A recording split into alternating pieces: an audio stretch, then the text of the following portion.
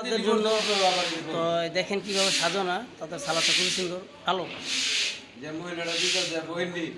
না না না, তারা কত সুন্দর মাখা সালাদ করে। তো আজকে মাখা সালাদের রেসিপিটা দেবো, কী কী দেয় তারা। এখন সব কিছু দেওয়া হবে আস্তে আস্তে। এই এখন টমেটো দেওয়া হলো, সেটা ছড়াই দিবে। তো এখন গাজরটা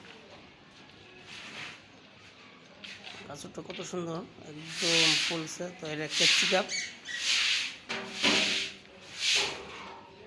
ধনিয়া পাতা, এটা হলো বিট,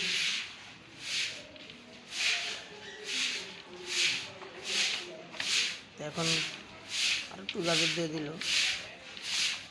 এটা এখন পেস্ট দিয়ে দিল। পেস্টটা উঠবে দেওয়ার কারণ, যদি এটা ভিতরে পেস্ট দেয় তো গন্ধ হয়ে যাবে, তার জন্য উঠবে দেওয়া হলো পেস্টটা।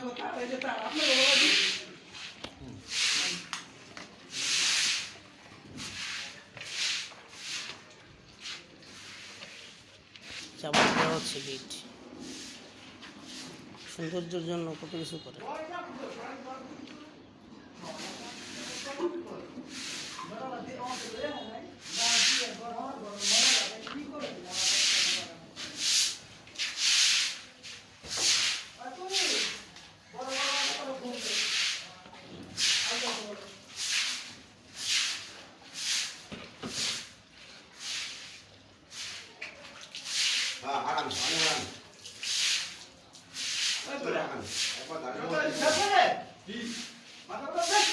সৈদিনী খালা আজকে মাকা সালাদে কি কি দিলা তুমি?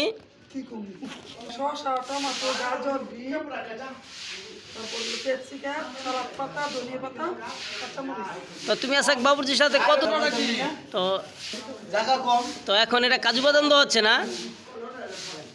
এটা কাজু বাদাম দেওয়া হচ্ছে এই যে সালাদে। কাজু বাদামটা দিলে আসলে সালাদটা অনেক স্বাদ হয়। তো এটা টক দিতে হচ্ছে। মাকা সালাদের জন্য কী কী দেওয়া হয় তো সেটা দেখাচ্ছি। এখন মাকা সালাদে দেওয়া হচ্ছে, তো সেটাই দেখে কী কী দেওয়া। এখানে সরষা অল্প একটু পরিমাণ, তো জিরা, পুদিনা পাতা, একটু গোলমরিচ,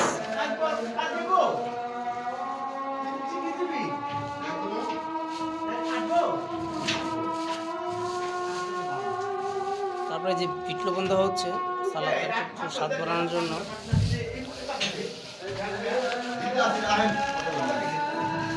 এটা এই যে কালা গরম দেওয়া হচ্ছে সালাদের মশলা, যে সালাদটা কাটা হয়েছে তো সেটার সাথে অ্যাডজাস্ট করে দেওয়া, আর স্বাদ পরিমাণ মতন লবণ দেওয়া হচ্ছে। তো এটা এখন মেলানো হবে। এটার সাথে আরও দিব মায়োনেজ, আমের আচার। এটা মায়োনেজ দেওয়া হচ্ছে সালাদটা সুস্বাদু করার জন্য।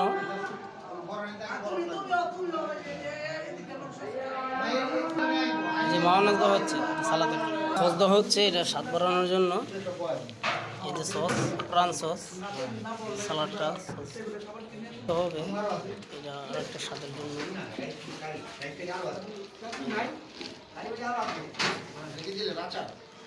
হুম